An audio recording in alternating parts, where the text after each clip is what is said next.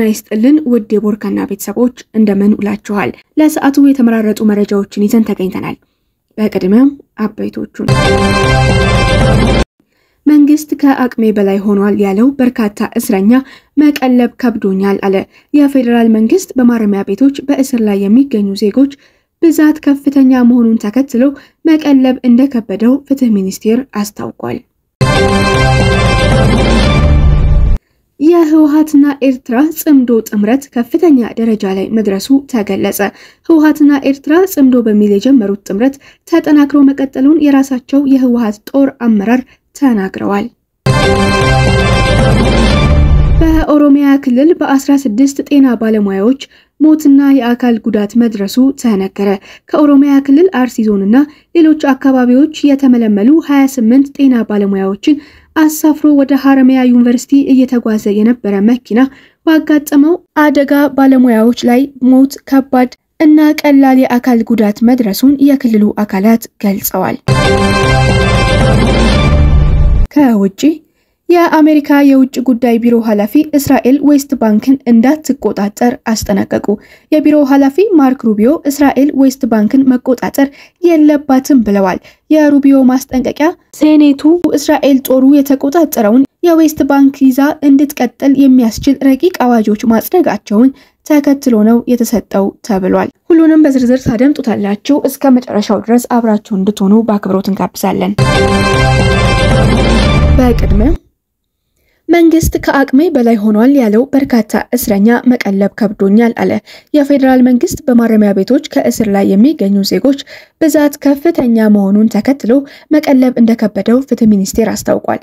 መንግስት የእስረኞች መብዛት ከፍተኛ ቀለብ ወጪ እንደዳረገው የፍትህ ሚኒስቴር ዲኤታ አቶ በላይሁን ይርጋ ትላንት ጥቅምት 12 ቀን 2018 ዓ.ም ተናግረዋል። ሚኒስቴር ዲኤታው መንግስት እስረኞችን መቀለብ ከብዶታል ያሉት የሚኒስቴር መስሪያ ቤታቸውን የሩብ ዓመት አፈጻጸም ለህዝብ ተወካዮች ምክር ቤት የህግና ፍትህ ጉዳዮች ቋሚ ኮሚቴ ባቀረቡበት ወቅት ነው። በላይሁን የማረሚያ ቤት ጉዳይ የፖሊስ ጣልቃ ገብነት የሚፈልግ እንደሆነ ለፓርላማ አባላቱ አስረድተዋል ተብሏል። አሁን በሀገር አቀፍ ደረጃ በጣም በርካታ ታራሚ ነው ያለው። ይህንን ሁሉ ታራሚ ይዘን ይሄን ሁሉ እየቀለብን ህክምና እንዲህ እያልን መቀጠል የሚቻልበት ሁኔታ አለ ብለን አናስብም ሲሉ ተናግረዋል። ለዚህም የፍትህ ሚኒስቴር በእስር የሚቆዩ ታራሚዎችን ቁጥር ከፍተኛ በሆነ መንገድ ለመቀነስ ያስችላል የህግ ማሻሻያ እየተደረገ ነው። የህግ ማሻሻያው የአማራጭ ቅጣት ስርዓትን ለመተግበር ያለመ ሲሆን የአዋጁ ረቂቅ በቅርቡ ለህዝብ ተወካዮች ምክር ቤት እንደሚቀርብም ሚኒስቴሩ ገልጿል። ሚኒስቴር መስሪያ ቤቱ ከእስረኞች አያያዝ ጋር በተገናኘ በኢትዮጵያ ሰብአዊ መብቶች ኮሚሽን የተረጋገጡ የሰብአዊ መብት ጥሰቶች መኖራቸውን አምኗል። በተለይም በማረሚያ ቤቶች ከጥበቃና ከቀለብ ጋር ተያይዞ ክፍተቶች አሉ በማለት ሚኒስቴር መስሪያ ቤቱ ለቋሚ ኮሚቴው በሰጠው ማብራሪያ ገልጿል።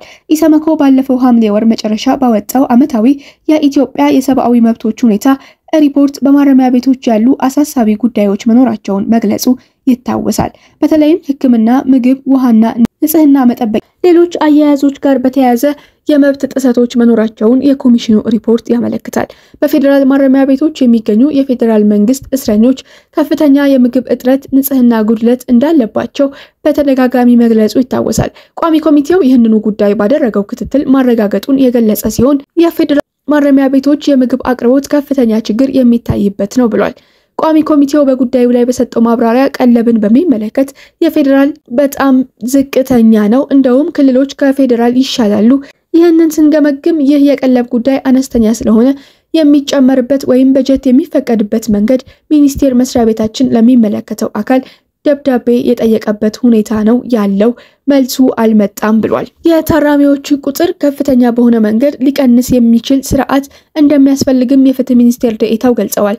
መንግስት መቀለብ ከብዶኛል ያለውን እስረኛ ከማረሚያ ቤት አውጥቶ በምን አግባብ ሊቀጣ እንደሚችል በዝርዝር ያቀረበው አማራጭ ለጊዜው አልተገለጸም። የህወሓትና ኤርትራ ጽምዶ ጥምረት ከፍተኛ ደረጃ ላይ መድረሱ ተገለጸ። ህወሓትና ኤርትራ ጽምዶ በሚል የጀመሩት ጥምረት ተጠናክሮ መቀጠሉን የራሳቸው የህወሓት ጦር አመራር ተናግረዋል። የህወሓቱ አርሚ 17 ኮሎኔል ታደሰ ወዲያዞል ከሰሞኑ አዲስ ባስመረቁት ኃይል ምርቃት ላይ ባደረጉት ንግግር ከኤርትራ ጋር በተጀመረው ጽምዶ ወዳጅነት ተፈጥሯል ብለዋል። ህወሓት መሬት ለማስመለስ አደርገዋለሁ በሚለው ጦርነት ላይ ኤርትራን ከጠላትነት ወደ ወዳጅነት መለወጡን የጦር አዛዡ ገልጸዋል። ኮሎኔሉ የተከፈለው መስዋዕትነት ተከፍሎ መሬታችን መመለስ አለበት በማለት ህወሓት እንደ ወልቃይት ያሉ አካባቢዎችን በኃይል ለመቆጣጠር እየተዘጋጀ መሆኑን ጠቁመዋል። መሬት ለማስመለስ በሚደረገው ጦርነት እንደከዚህ ቀደሙ ጠላት አይበዛብንም ያሉ ሲሆን ኤርትራ ከፌደራል መንግስት ጋር አብራ እንደከዚህ ቀደሙ እንዳትወጋን ማድረግ ችለናል ብለዋል።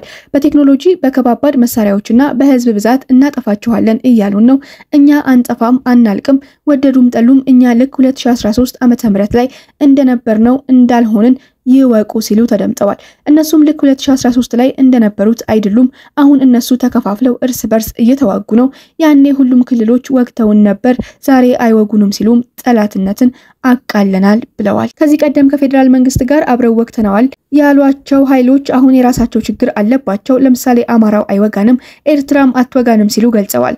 ከዚህ አልፎም በተለይ ከኤርትራ ጋር በህዝብ ለህዝብ ግንኙነት የተጀመረው ጽምዶ ከፍ ያለ ደረጃ ላይ ደርሷል ብለዋል። ከኤርትራ ጋር የተጀመረው ጥምረት ከጠላትነት በአንድ ጎራ ተሰልፈው እስከ መተባበር የዘለቀ ሊሆን እንደሚችልም ኮሎኔሉ ፍንጭ ሰጥተዋል።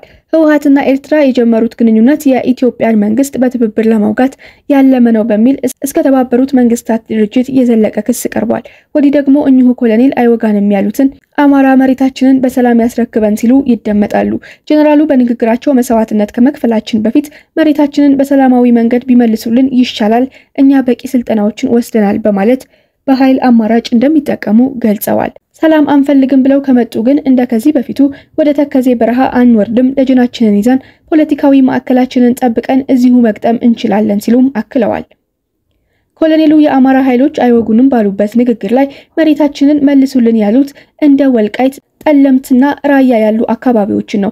የትግራይ ኃይሎች በአማራ በኩል የይገባኛል ጥያቄ የሚነሳባቸውን አካባቢዎች መልሰን ካልተቆጣጠርን ወደ ጦርነት እንገባለን የሚለው ንግግራቸው አዲስ አይደለም። በአሁኑ ወቅት ወልቃይት ሙሉ በሙሉ በአማራ ኃይሎች ቁጥጥር ስር ሲሆን፣ በአንጻሩ ራያና ጠለምት በከፊል የትግራይ ኃይሎች ተቆጣጥረውታል። ምንም እንኳን ህወሓት በኃይል በተለይ ራያን ለመቆጣጠር ጥረት ቢያደርግም ማህበረሰቡ ባነሳው ተቃውሞ አካባቢውን ማስተዳደር አልቻለም። በኦሮሚያ ክልል በ16 ጤና ባለሙያዎች ሞትና የአካል ጉዳት መድረሱ ተገለጸ።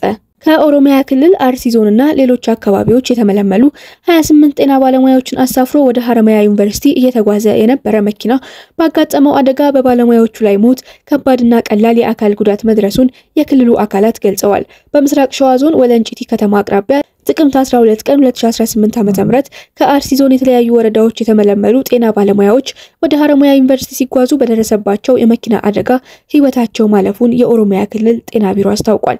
አንድ የቢሮ ከፍተኛ ባለስልጣን በበኩላቸው ባለሙያዎቹ ለፈተና ወደ ሐረማያ ዩኒቨርሲቲ የተጓዙ በነበረበት ወቅት ባጋጠማቸው የትራፊክ አደጋ 9ኙ ስለመሞታቸው መረጃ እንደደረሳቸው ለቦርከና ተናግረዋል። ከሟቾቹ መካከል 7ቱ ከአርሲ 2ቱ ከባሌ የተውጣጡ ባለሙያዎች እንደሆኑ ቁጥራቸውን በትክክል ባይታወቅም ከባድና ቀላል ጉዳት የደረሰባቸው እንዳሉ ማስረድተዋል። የአርሲ ዞን ጤና መምሪያ በበኩሉ አብዛኞቹ ከአርሲ ዞን ጤና ጣቢያዎች የተመለመሉ እንደሆኑና በአጠቃላይ 28 ጤና ባለሙያዎች ለፈተና ወደ ሐረማያ ዩኒቨርሲቲ እየተጓዙ እንደነበር ገልጾ በአደጋው ቢያንስ 7 ሰዎች እንደሞቱ ለቦርከና ተናግሯል። 7ቱ ሟቾች ከአርሲ ዞን የተለያዩ ጤና ጣቢያዎች የተመለመሉ መሆናቸውን የገለጸው ዞኑ 3ቱ ወንዶች 4ቱ ደግሞ ሴቶች ናቸው ሲልም አክሏል። ቦርከና ከዞኑ ጤና መምሪያ ማብራሪያ እንደተረዳው ከሆነ ከሟቾች ባሻገር 8 ጤና ባለሙያዎች ደግሞ ከባድና ቀላል የአካል ጉዳት ደርሶባቸዋል። በዚህም በአራቱ ከባድ ጉዳት ሲደርስ ቀላል ጉዳት የደረሰባቸው ቀሪ 4ቱ ደግሞ የሕክምና እርዳታ አግኝተው ወደ ቤታቸው ተመልሰዋል። እንዲሁም ሌሎች ደግሞ ገና በአሰላና አዳማ ሆስፒታሎች ሕክምና እየተከታተሉ ናቸው። 28 ጤና ባለሙያዎችን አሳፍሮ የነበረው የኮንትራክት መኪና የመጋጨት አደጋ ያጋጠመው ከአዳማ ወደ ሐረማያ ዩኒቨርሲቲ እየተጓዘ ወለንጪ አካባቢ እንደደረሰ ትላንት ጥቅምት 12 ቀን 2018 ዓ.ም ከጧቱ 12 ሰዓት ገደማ መሆኑን ቦርከና ለማወቅ ችሏል። አደጋው የተከሰተው ደግሞ ከሐረርጌ ወደ አዳማ በርበሬ ጭኖ ሲጓዝ የነበረ የተባለ አይሱዚና ጤና ባለሙያዎቹን ብቻ የጫነው የኮንትራት መኪና ተጋጭተው ነው ተብሏል። ከውጪ የአሜሪካ የውጭ ጉዳይ ቢሮ ኃላፊ እስራኤል ዌስት ባንክን እንዳትቆጣጠር አስጠነቀቁ። የቢሮ ኃላፊ ማርክ ሩቢዮ እስራኤል ዌስት ባንክን መቆጣጠር የለባትም ብለዋል።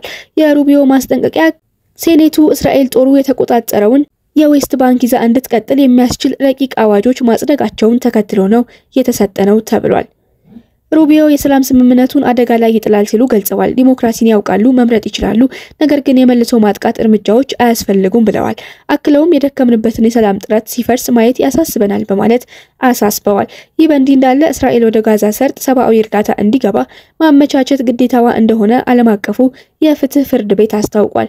እስራኤል በዓለም አቀፍ ሕግ መሰረት በተባበሩት መንግስታት ተቋማት በኩል ለፍልስጤማውያን ሰብአዊ እርዳታ እንዲገባ መንገድ መክፈት እንዳለባት ተገልጿል።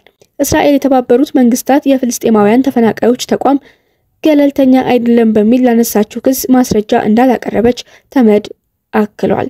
ከተቋሙ አባላት አብዛኞቹ የሐማስ ወይም የሌላ ታጣቂ ቡድን አባላት ናቸው ብላ እስራኤል ብትከስም ማስረጃ አላቀረበችም። የተባበሩት መንግስታትን ውሳኔ እስራኤል ታከብራለች ብለው እንደሚያምኑ የተመድ ከፍተኛ ኃላፊ ተናግረዋል። የዓለም አቀፉ የፍትህ ፍርድ ቤት ውሳኔ ፖለቲካዊ ነው በማለት የምተቸው እስራኤል እንደማትቀበለው አስታውቃለች። ከተመድ የፍልስጤማውያን ተፈናቃዮች ተቋም ጋር በጋራ እንደምትሰራም ገልጻለች። ዓለም አቀፉ የፍትህ ፍርድ ቤት ያስተላለፈው ውሳኔ አሳሪ ባይሆንም ከዲፕሎማሲ እና ከሞራል አንጻር ከፍተኛ ዋጋ አለው። ከዚህ ቀደም በተካሄደው የተመድ ጠቅላላ ጉባኤ ላይ እስራኤል ግዛቶችን በግዳጅ ስለመያዟና እንደ ተመድ አባል አገር ስላሉባት ግዴታዎች ዓለም አቀፉ የፍትህ ፍርድ ቤት አስተያየት እንዲሰጥ ጠይቋል። እስራኤል የተመድ ተቋማት በዌስት ባንክና ምስራቅ ኢየሩሳሌም የሚያደርጉትን እንቅስቃሴ አቁማለች። ዓለም አቀፉ የፍትህ ፍርድ ቤት በበኩሉ እስራኤል ያልተገደበ ሰብአዊ እርዳታ ለፍልስጤማውያን እንዲደርስ መፍቀድ ግዴታዋ እንደሆነ ገልጿል። እስራኤል ወደ ጋዛ የሚገባው ሰብአዊ እርዳታ ላይ ከፍተኛ ገደብ ጥላለች። ባለፉት 2 ዓመታት ሰብአዊ እርዳታ ከነጭራሹ የማይገባባቸው ወቅቶችም ነበሩ። በጋዛ ከሚኖሩ 2.1 ሚሊዮን ሰዎች መካከል ከ640 ሺህ በላይ የሚሆኑት ለከፋ ረሃብ መጋለጣቸውን ተመድ አስታውቋል። ተመድ ድጋፍ የሚሰጣቸው ዓለም አቀፍ ባለሙያዎች በጋዛ ሰው ሰራሽ ረሃብ ተከስቷል ብለዋል። እስራኤል በቂ ምግብ እያቀረበች እንደሆነ በመግለጽ ረሃብ መኖሩን አስተባብላለች። የዓለም አቀፉ የፍትህ ፍርድ ቤት ፕሬዝዳንት ዩዊጂ አይዋሳዋ የተላለፈውን ውሳኔ አቅርበዋል። 11 ዓለም አቀፍ ዳኞች ያሉበት ቡድን ባስተላለፈው ውሳኔ መሰረት እስራኤል ግዛቶችን በግዳጅ እንደመያዟ ለዓለም አቀፉ ሰብአዊ ሕግ መገዛት ግዴታዋ ነው። ዳኛው የመጀመሪያው ግዴታ በወረራ በተያዙት የፍልስጤም አካባቢዎች ለዕለት ህይወት የሚሆን ምግብ፣ ውሃ፣ ልብስ፣ መጠለያና ነዳጅ፣ ሕክምና እና ሌሎችም አገልግሎቶች ማቅረብ ነው ብለዋል። ሁለተኛው ግዴታ ደግሞ በወረራ በተያዙ የፍልስጤም አካባቢዎች ለሚኖሩ ፍልስጤማውያን በቂ የሆነ ሰብአዊ እርዳታ ማቅረብ ነው። በወረራ በተያዙ የፍልስጤም አካባቢዎች የሰዎችን እንቅስቃሴ አለመገደብና ረሃብን እንደ ጦር መሳሪያ አለመጠቀም የእስራኤል ግዴታዎች ናቸው። እስራኤል በበጎ ፈቃደኝነት የፍልስጤማውያንን ተፈናቃዮች ተቋምን ጨምሮ ለሌሎችም የተመድ አጋሮች ጋር የመተባበር እና የተመድን ድንጋጌዎች ማክበር ግዴታዋ ነው። ሌሎች የዓለም አቀፉ የፍትህ ፍርድ ቤት ፕሬዝዳንት ዩዊጂ አይዋሳዋ ተናግረዋል። በተመድ መርህ መሰረት የድርጅቶችን አመራሮች ያለ መከሰስ መብት ማክበርም የእስራኤል ግዴታ ነው ብለዋል። የተመድ ቢሮዎችን ጥሶ ያለ መግባት፣ የተመድ መገልገያዎችን ደህንነት የመጠበቅ እንዲሁም የድርጅቱን እንቅስቃሴ አለማስተጓጎል እስራኤል ከተጣሉባት ግዴታዎች መካከል ይጠቀሳሉ። በጄኔቫ የተላለፈውን ውሳኔ በተመለከተ የተመድ ዋና ጸሐፊ አንቶኒዮ ጉተሬስ በጣም ጠቃሚ ውሳኔ ነው፣ እስራኤል ውሳኔውን ተገብራለች ብዬ ተስፋ አደርጋለሁ ብለዋል። ተመድ ወደ ጋዛ የሚገባው ሰብአዊ እርዳታ እንዲጨምር እየሰራ ባለበት በዚህ ወቅት ውሳኔው መተላለፉ የጎላ ጠቀሜታ እንዳለው አክለዋል። የተመድ የፍልስጤማውያን ተፈናቃዮች ተቋም ዋና ኃላፊ ፊሊፔ ላዛሪን ውሳኔው አሻሚ አይደለም ብለዋል። በግብጽና በዮርዳኖስ ከፍተኛ መጠን ያለው እርዳታ ተከማችቷል። ተቋማችን እርዳታውን በጋዛ ለማከፋፈል የሰው ኃይልም ብቃትም አለው። እርዳታው በረሃብ እየተቀጣ ያለውን ሕዝብ ህይወት ይታደጋል ሲሉም በኤክስ ገጻቸው ጽፈዋል። ተመድ ወደ ጋዛ እርዳታ በማስገባት አስከፊውን ሁኔታ ለመለወጥ እየሞከረ ባለበት ወቅት ዓለም አቀፉ የፍትህ ፍርድ ቤት ውሳኔ ማሳለፍ ያለውን ሚናም ገልጸዋል። የእስራኤል የውጭ ጉዳይ ሚኒስቴር በዓለም አቀፍ ሕግ ስም እስራኤል ላይ ፖለቲካዊ ጫና ለማሳደር እየተሞከረ ነው ሲል መግለጫ አውጥቷል። እስራኤል ግዴታዋን እየተወጣች እንደሆነ በአሸባሪዎች ከተሞላ ድርጅት ሰራተኞች ጋር ለማበር ግን እንደማትፈቅድ መግለጫው ያትታል። ሐማስ ከ2 ዓመት በፊት ባደረሰው ጥቃት የተመድ የፍልስጤማውያን ተፈናቃዮች ተቋም ሰራተኞች ተሳትፈዋል ብላ እስራኤል ትከሳለች። ተመድ አምና ባደረገው ምርመራ በጥቃቱ ተሳትፈዋል በሚል የተጠረጠሩ 9 የጋዛ ሰራተኞቹን አባሯል። የዓለም አቀፉ የፍትህ ፍርድ ቤት ፕሬዝዳንት ዩዊጂ አይዋሳዋ ግን ተቋሙ ገለልተኛ አይደለም ለሚለው ክስ ማስረጃ አላገኘንም ብለዋል። ተቋሙ በእስራኤል ክልከላ ከተጣለበት በኋላ ፍልስጤማውያን የተቋሙ አባላት በትምህርት፣ በጤናና በሌሎች ዘርፎችም በጋዛ በዌስት ባንክና ምስራቃዊ ኢየሩሳሌም የሚኖሩ ፍልስጤማውያንን ይደግፋሉ። ሆኖም ግን ተቋሙ ወደ ጋዛ ሰብአዊ እርዳታ እንዳያስገባ ታግዷል። እስራኤል ለተቋሙ ሰራተኞች ቪዛ መስጠትም አቁማለች። እስራኤል በጋዛ በከፈተችው ጥቃት ቢያንስ 68229 ፍልስጤማውያን መገደላቸው ተዘግቧል። ዓለም አቀፉ የፍትህ ፍርድ ቤት ያሳለፈውን ውሳኔ በተመለከተ የፍልስጤም የውጭ ጉዳይ ሚኒስቴር እስራኤል ህገወጥ ድርጊቷን ማቆም እንዳለባትና አገራትም እስራኤል ግዴታውን እንድትወጣ ማድረግ እንዳለባቸው በግልጽ የሚያሳይ ነው ብለዋል። እስራኤል በተመድ የፍልስጤማውያን ተፈናቃዮች ተቋም ላይ የጣለችውን ህገወጥ ክልከላ ማንሳት አለባት። ለዚህ ተቋምና ሌሎችም ዓለም አቀፍ የተራድኦ ድርጅቶች ፍልስጤም ጥሪ አቅርባለች። ሰብአዊ እርዳታ በነጻነትና ደህንነታቸው ተጠብቆ እንዲሰጡ እስራኤል መፈቀድም አለባት ሲልም አክሏል። ይሁን እንጂ እስራኤል ለቀረበባት ወቀሳና ወንጀላ የሰጠችው ማብራሪያ የለም። ውድ ቤተሰቦቻችን ለሰዓቱ የተመራረጡት መረጃዎች እነዚህን ይመስሉ ነበር። በየዕለቱ አዳዲስ መረጃዎች እንዲደርሷችሁ ቻናላችንን ላይክ፣ ሼር፣ ሰብስክራይብ በማድረግ ቤተሰብ እንዲሆኑን እንጋብዛለን።